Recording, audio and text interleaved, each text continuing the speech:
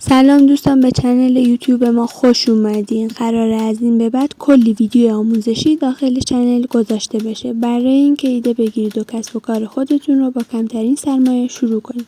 پس قبل از هر چیزی ممنون میشم ویدیو رو لایک کنید و بهمون انرژی بدید. بچه‌ها، امروز میخوام یه ایده خفن و جذاب بهتون آموزش بدم که میتونید با 10,000 تومان کسب و کارتون رو استارت بزنید. لوازم مورد نیاز: 1 متر روبان که 2 تا 3,000 تومان هزینه داره. مروارید سفید، سیم مخصوص، فندک، قیچی که توی همه خونه ها هست، مقوا، انبر و چسب حرارتی. بچه‌ها، روبانی که استفاده می‌کنید باید حتما 2.5 سانتی باشه ارزش، که سایز متوسط هستش، و مقوا یا یه شی پلاستیکی شبیه همینی که دست منه باید حتما 6 سانتی متر باشه. توجه کنید که حتما باید 6 سانتی متر باشه و کمتر یا بیشتر از این نباشه. خب الان همه روبانی که دارید رو دور این مقوا یا شی پلاستیکی که دستتونه میپیچید. برای اینکه باید تمام تیکه های روبان یک اندازه باشه که این بهترین روش برای برش روباناتون هستش که هم سریع انجام داده میشه و یک دست و منظم همه یک اندازه هستن و مشکلی نداره و خیلی راحت و زیبا کارتون تر و تمیز انجام داده میشه. بچه‌ها، من چون میخوام 3 تا گل توی 3 تا سایز درست کنم 4 متر روبان رو آوردم و تمام 4 متر رو برش دادم، همه یک اندازه. بچه‌ها، بعد از اینکه روبان رو به صورت تیکه های یکسان برش دادم میرسیم به مرحله بعدی که با استفاده از فندک میام تمام تیکه های روبان رو که برش دادم اون گوشه هاشو میسوزونم دقیقا مطابق ویدیو که میبینید. من این کار رو انجام دادم به خاطر اینکه روبان خراب نشه و طول عمر و دوام بیشتری پیدا کنه و زیباتر هم بشه و خراب نشه. به همین شکل مواظب باشید که دستتون و روبان رو هم نسوزونید. دقیقاً به همین شکل تمام تیکه ها رو باید دونه دونه با فندک بسوزونید و محو کنید.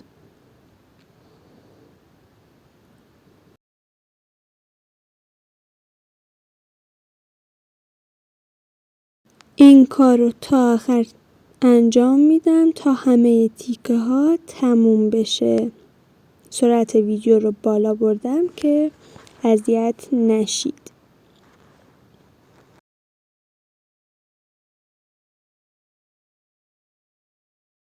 خب بچه‌ها، رسیدیم به مرحله بعدی که باید تمام تیکه ها رو به این شکل در بیاریم که الان با همدیگه انجامش میدیم. یه تیکه بر میدارید، اون گوشه بالایی رو تا آخر روبان تا میکنید دقیقاً مطابق ویدیو که ببینید چجوری انجام میدم. و یه بار دیگه همون گوشه رو مطابق ویدیو دقیقاً باید تا کنیم به همین شکل و بعد با استفاده از فندک اونا رو به همدیگه میچسبونیم به همین راحتی و تمیزی. دقیقاً اگر این کار رو انجام بدید هیچ مشکلی نداره و به راحتی میتونین این برگ‌های گل رو درست کنید. دقیقاً این طرف رو به همون صورت انجام میدیم. بچه‌ها، این کاری که من الان انجام دادم رو میتونید با استفاده از چسب حرارتی هم انجام بدین. یعنی به جای فندک میتونید از چسب حرارتی واسه چسبوندن این برگ ها استفاده کنید که من خودم به خاطر اینکه راحت ترم و تر و تمیزتر در میاد از فندک استفاده کردم. حالا ببینید که واسه شما آموزششو میذارم که بدونید با هر دوتاش، با هر کدوم که راحت تر بودید میتونید این برگ ها رو درست کنید. ولی نظر من اینه که با فندک بهتره اگه که حرفه‌ای باشید و برگ های روبانتون رو نسوزونید.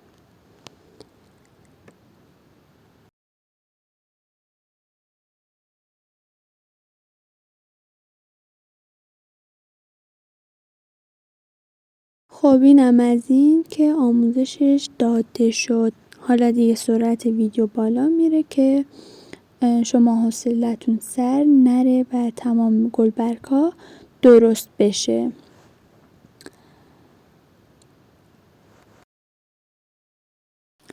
دوستان اگر تا اینجا همراه ما بودین چنل ما رو سابسکرایب کنید و زنگوله رو فعال کنید تا اولین نفری باشید که آموزش های ما رو میبینید.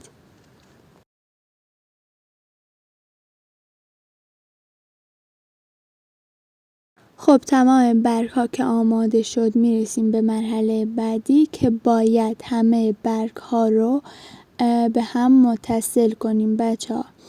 با چسب حرارتی گوشه همه برگ ها رو که توی ویدیو مشخصه که باید کدوم گوشه رو چسب بزنید، همه رو چسب میزنید و تمام گلبرگ ها رو به هم وصل میکنید. تعداد برگ هایی که برای یه گل نسبتاً بزرگ استفاده میشه 27 عدده. توی این قسمت باید مرواریدها رو با شاخه گلها آماده کنیم که نیاز داریم به سیم. باید 3 تا از سیم‌ها خیلی بلندتر از بقیه سیم‌ها باشن و 6 تاشون کوتاه‌تر باشن و نیاز داریم به 9 تا مروارید که مرواریدها رو با سیم میپیچونیم و داخل گل رو آماده میکنیم. یه چیزی به اسم تاج گل بهش میگن که من از مروارید استفاده میکنم چون هم ماندگارتره هم زیباتره و بیشتر مشخصه که مطابق ویدیو تمام مرواریدها رو با سیم درست میکنم به این شکل و بعد محکمش میکنیم.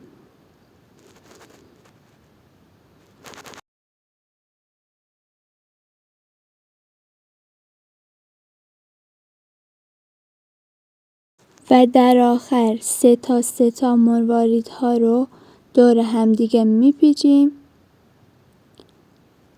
هم محکمتر میشه هم خوشگل و پرتر میشه.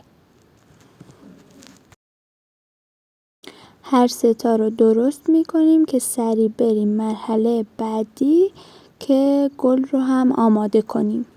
خب بچه ها این مرحله دیگه باید گل رو کم کم شکل بدیم و آماده بشه. باید مروارید رو تنظیم کنیم که زیاد از گل بیرون نزنه و با دقت همه برگ ها رو چسب میزنیم و کم کم میپیچونیم و باید مواظب باشیم که محکم باشه و دقت کنیم که برگ های گل درست سر جای خودشون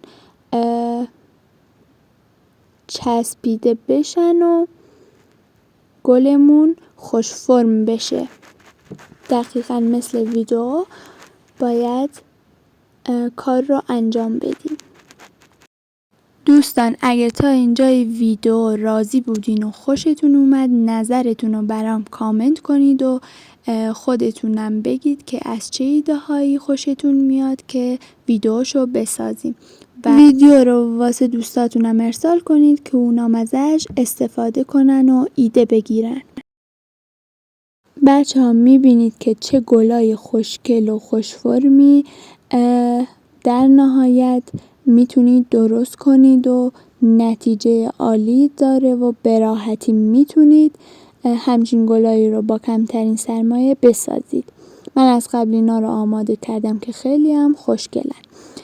بچه‌ها این ویدیو پارت اوله که پارت بعدی و ادامه‌شو توی ویدیو دیگه واسهتون میذارم که میخوام اونجا بهتون آموزش بدم که چیکار کنید که خوشگل‌تر بشن و اینجوری براق‌تر و اکلیلی بشن. مرسی که تا پایان ویدیو همراه ما بودین. تا یه ویدیو دیگه، خدا نگهدارتون.